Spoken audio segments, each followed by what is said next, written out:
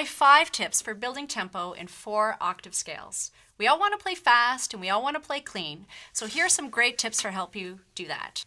First of all, my first tip is to make sure that you curve your fingers on the white keys and the black keys. I find when I'm teaching that students often curve on the white keys but not the black keys. It's very common to see this on scales. And I'm using B major as an example today because I find it's a pretty comfortable key to do, and I want to get a mix of white keys and black keys as well. So make sure that when you play the black keys, your hand is at a height that you can play your fingers curved, rather than staying low here and then having to play those fingers flat. You want to stay here instead, so a little bit higher in your position. So that's my first tip, so white keys and black keys. So tip number 2, you want to keep your thumb on an angle so that your wrist stays nice and level. So it's very common to play your thumb like this, which makes it hard to stay curved on the black keys. You end up adjusting your height of your wrist up and down like this. 2 things happen. You get a clunky thumb, and it's hard to build tempo because your wrist is going like this and like this. So try this at home. Just zip your hand across like that without moving your wrist up and down. Now try to get the same speed while wiggling your wrist. You actually can't. So if you want to build really good tempo, make sure that your thumb is on this angle so that your wrist can stay level the whole time and you can just zip across sideways. Like that. Tip number 3, you want to keep your fingers close to the keys. So it's very common that something that I see a lot is that students like to wiggle their fingers up and down like this. But if you think about it, if your finger is high, you have to go this distance to that distance in order to hit the key.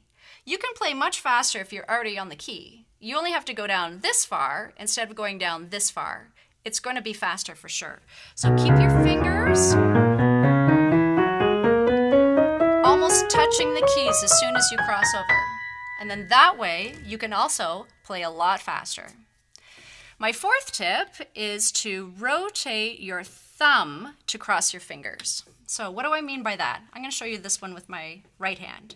So when I land here on my thumb, rather than picking up my fingers to move them over here, like this,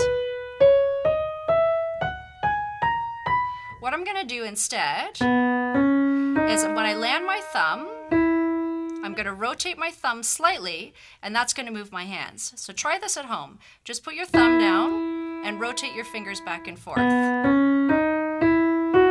You see how quickly I can go over the other keys? And I haven't. Now here I'm coming back down. Slight rotation. That zipped me over those other notes. Like that. It's a whole lot faster than picking up your fingers and moving them. My final tip is to keep your upper body behind the notes you are playing, and you use your body weight for a nice clear tone. So as I come up the scale, I'll show you nice and slowly. I keep my upper body behind the notes that I'm playing. That way, I can get my full body weight into the bottom of the keys rather than trying to do this and then my fingers come up here and they don't have any support in behind them.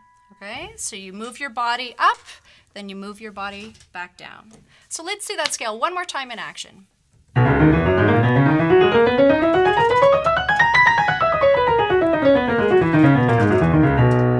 I hope you enjoyed this video, and be sure to check out other videos on our channel. Hey everyone, thanks for watching Miriam's Online Academy. Check back here for more videos and don't forget to subscribe below.